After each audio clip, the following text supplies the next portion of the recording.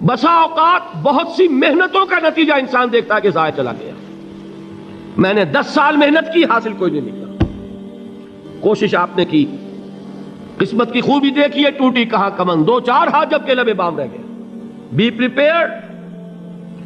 ایک شاعر کے یہ اشعار ہیں، وہ کمیونسٹ تھا، میں نام بھی نہیں لیتا، لیکن یہ کہ یہ اسی انقلابی، چونکہ ان کا بھی ایک انقلابی نظریہ ہے، انقلابی عمل میں یہ سارے مراحل آتے ہیں۔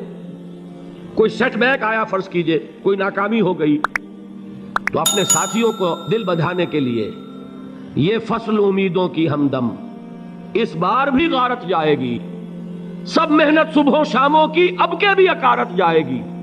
میرے نزدیک یہ ثمرات کا جو لفظ یہاں آیا ہے، وَنَقْصٍ مِّنَ الْأَمْوَالِ وَالْأَنفُسِ وَالثَّمَرَاتِ، سب محنت صبح و شاموں کی اب کے بھی اکارت جائے گی۔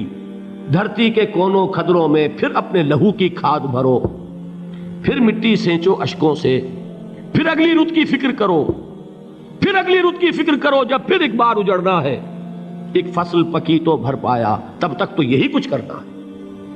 ایک مقصد ہے سامنے، انقلاب برپا کرنا ہے۔ ایک کوشش ناکام ہو جائے کوئی پرواہ نہیں، نیکسٹ، پھر تیار رہو ناکامی کے لیے۔ ایسا نہ ہو جو انگریزی میں کہتے ہیں hope for the best but be prepared for the worst. ایسا نہ ہو کہ دوسری مرتبہ ناکام ہو کے بددل ہو جاؤ، تمہاری ہمتیں جواب دے جائیں، نہیں، پہلے سے تیار رہو کہ دوسری مرتبہ بھی ناکامی آئے تو آئے، لیکن جب تک کہ کامیابی حاصل نہیں ہوتی ہمیں یہ کام کیے چلے جانا۔ دیکھیے سیرت میں آیا کہ نہیں یہ واقعہ؟ بدر میں مسلمانوں کو فتح ہوئی تو احد میں زک پہنچی کہ نہیں؟ 70 صحابہ شہید ہوئے کہ نہیں؟ اگر ان کی ہمتیں جواب دے جاتی تو گاڑی کیسے چلتی آگے؟ تو فرمایا وَلَنَبْلُوَنَّكُمْ بِشَيْءٍ مِّنَ الْخَوْفِ وَالْجُوعِ وَنَقْصٍ مِّنَ الْأَمْوَالِ وَالْأَنفُسِ وَالثَّمَرَاتِ، ہم تمہیں لازم آزمائیں گے، خوف کی کیفیت سے، فقر و فاقے کی کیفیت سے، بھوک سے، جان کے نقصان سے، مال کے نقصان سے، محنتوں کے حاصل کے ضائع ہو جانے سے۔ وَبَشِّرِ الصَّابِرِينَ، اور اے نبی بشارت دیجئے صبر کرنے والوں کو۔ الذین اذا اصابتہم مصیبت، وہ کہ جب ان پر کوئی تکلیف آئے، کوئی مصیبت آئے، کوئی آزمائش آئے، قالوا انا للہ و انا الیہ راجعون، وہ یہ کہیں کہ ہم اللہ ہی کے ہیں، اللہ ہی کی طرف لوٹ جانا ہے۔ یہ وہی انداز ہے جو میں نے فارسی کا شعر سنایا تھا آپ کو کہ سر تسلیم خم ہے جو مراج یار میں آئے۔ وہ ہمارا مولا ہے، ہمارا آقا ہے، اگر اسے یہی منظور ہے تو ہمیں بھی یہی منظور ہے۔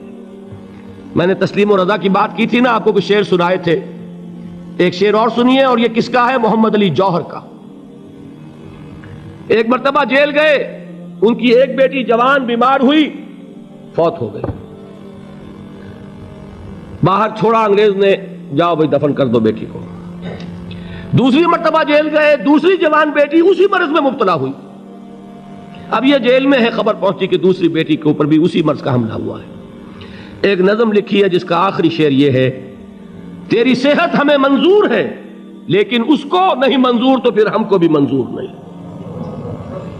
یہ ہے، جب تک یہ کیفیت نہ ہو اس میدان میں آدمی ثابت قدم نہیں رہ سکتا کہ میرے رب کو اگر یہ منظور ہے تو یہی مجھے منظور ہے، اور تیری صحت ہمیں چاہیے تو ضرور، لیکن ہمارے رب کو منظور نہیں تو ہمیں بھی منظور۔ راضی برضائے رب۔ وَبَشِّرِ الصَّابِرِينَ الَّذِينَ إِذَا أَصَابَتْهُمْ مُصِيبَةٌ قَالُوا إِنَّا لِلَّهِ وَإِنَّا إِلَيْهِ رَاجِعُونَ۔ نہ شود نصیب دشمن کے شود ہلاک تیغت، سر دوستہ سلامت کے تو خنجر آزمائی۔ اولئک علیہم صلوات من ربہم ورحمہ، یہی ہیں وہ لوگ جن پر ان کے رب کی طرف سے عنایتیں ہیں اور رحمتیں ہیں۔ وَأُولَئِكَ هُمُ الْمُهْتَدُونَ، اور یہی ہیں وہ لوگ جو کامیاب ہونے والے ہیں، ہدایت پانے والے، ہدایت یافتہ۔ اسی سورہ بقرہ میں ذرا آگے چل کر، یہ تو ہے 20واں رکوع، 19واں رکوع، 21ویں رکوع کی پہلی آیت ہے، لَيْسَ الْبِرَّ أَن تُوَلُّوا وُجُوهَكُمْ قِبَلَ الْمَشْرِقِ وَالْمَغْرِبِ وَلَكِنَّ الْبِرَّ مَنْ آمَنَ بِاللَّهِ وَالْيَوْمِ الْآخِرِ وَالْمَلَائِكَةِ وَالْكِتَابِ وَالنَّبِيِّينَ وَآتَى المال على حبه ذوي القربى واليتامى والمساكين وابن السبيل والسائلين وفي الرقاب وأقام الصلاة وآتى الزكاة والموفون بعهدهم إذا عاهدوا والصابرين في البأساء والضراء وحين البأس۔ اب یہ آیت جو ہے سورۃ العصر میں جو مضامین آئے تھے سارے اس میں موجود ہیں. وہاں ایمان کا لفظ آیا، یہاں 5 ایمانیات کی تفصیل آ گئی، اعمال کی تفصیل آئی، اور آخری بات وہاں کیا ہے وَتَوَاصَوْا بِالصَّبْرِ، اور یہاں کیا ہے وَالصَّابِرِينَ فِي الْبَأْسَاءِ وَالضَّرَّاءِ وَحِينَ الْبَأْسِ، اور صبر کرنے والے، اصل نیکی ان کی ہے جو صبر کریں. کس میں؟ جنگ کے وقت. ذرائے، بأسائے، بأسا کہتے ہیں فقر اور فاقہ، واحد آئے گا باس تو اس کے معنی جنگ، اور بأسا جمع میں آئے گا تو فاقہ، فقر، بھوک. اور ذرائے جسمانی تکلیف، ضرر، جسمانی تکلیفوں میں صبر کرنے والے، فقر اور فاقے میں صبر کرنے والے، اور جنگ کے وقت صبر کرنے والے. اولئک الذین صدقوا واولئک هم المتقون، یہ ہیں وہ لوگ جو صبر کرنے والے ہیں، یہ ہیں جو سچے ہیں، جو اپنے دعوے میں نیکی اور ایمان کے صادق ہیں، اور یہی وہ لوگ ہیں جو متقی. اگلی سورت ہے سورہ آل عمران، اس میں 2 لفظ آئے ہیں آخری آیت، یا ایھا الذین آمنوا اصبروا وصابروا ورابطوا واتقوا اللہ لعلکم تفلحون. دیکھیے یہاں صبر اور صابر جو تعلق جہد اور جہاد کا ہے وہی ہے صبر اور مصابرت. صبر ایک طرفہ عمل ہے، آپ جھیل رہے ہیں، برداشت کر رہے ہیں. صبر علی المعصیہ، صبر علی الطاعہ، صبر علی الابتلاء، یہ سب کیا ہے؟ صبر. اور مصابرت کیا ہے؟ صبر کا صبر سے مقابلہ. یہ سورہ آل عمران اب وقت نہیں ہے، میں آپ کو سناتا اللہ تعالیٰ نے کیسے کیسے مسلمانوں سے کہا، مسلمانوں تمہیں زک پہنچی ہے تو انہیں بھی تو پہنچی تھی. ان کے 70 نہیں مارے گئے تھے بدر میں؟ ان کے حوصلے جو ہیں وہ تو پست نہیں ہوئے، وہ اگلے سال آ گئے تم پر چڑھائی کر کے. تم کیوں اتنا برا مان رہے ہو؟ تمہارے دل اتنے زخمی کیوں ہو گئے؟ تمہیں تکلیف پہنچتی ہے تو انہیں بھی پہنچتی ہے. اپنی غیرت جو ہے ہمیں ذرا اس کا جائزہ لینا چاہیے. لوگ باطل نظریات کے لیے کتنی قربانیاں دے رہے ہیں، لوگ باطل چیزوں کے فروغ کے لیے کتنی محنتیں کر رہے ہیں. یہ ہے مسلمانوں، تم اگر توحید کے لیے لڑ رہے ہو، دیکھتے نہیں ابو جہل کو، اس نے گردن کٹوائی ہے شرک کے لیے، شرک کے لیے گردن کٹوائے، اور تم توحید کے لیے گردن کٹوانے کو تیار نہ ہو. اس نے گردن کٹوائی کہ نہیں کٹوائی؟ اور کس طرح کٹوائی ہے؟ جو کہ بڑا متکبر قسم کا، فرعون قسم کا شخص تھا. جب گردن کاٹنے لگے تو کہتا ہے ذرا نیچے سے کاٹنا تاکہ جب تم نیزے کے اوپر چڑھاؤ میرے سر کو تو اونچا نظر آئے، معلوم ہو سردار کا سر ہے. تو فرمایا اگر تم ان سے زیادہ قربانی نہیں دو گے، یہ جو نوٹ کر لیجئے اس کو، مجرد اگر حق کو غالب کرنا اللہ کے ذمے ہو تو آنے واحد میں غالب کر دے گا، تمہیں تکلیف ہی دینے کی ضرورت نہیں. سمجھ رہے؟ کیا اللہ کے مقابلے میں کوئی باطل کی طاقت ٹھہر سکتی ہے؟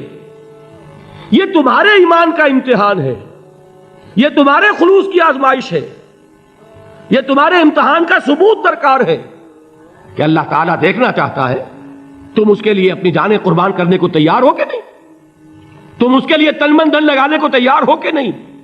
اور یہ جان لو کہ اگر کفار اور مشرکین اور ملحدین اور باطل نظریات والے وہ جو کچھ قربانیاں اپنے باطل نظریات کے لیے دے رہے ہیں ان سے زیادہ اگر تم نہیں دو گے تو حق غالب نہیں ہوگا. انہوں نے جو صبر کیا ہے اپنے باطل نظریات پر، اگر تم اس سے زیادہ صبر کا ثبوت نہیں دو گے اپنے اس حق پر تو حق غالب نہیں ہوگا. اس لیے فرمایا یا ایھا الذین آمنوا اصبروا وصابروا، نہ صرف یہ کہ صبر کرو بلکہ صبر میں اپنے دشمنوں سے آگے نکلو، ان کے صبر سے بڑھ کر صبر کرو.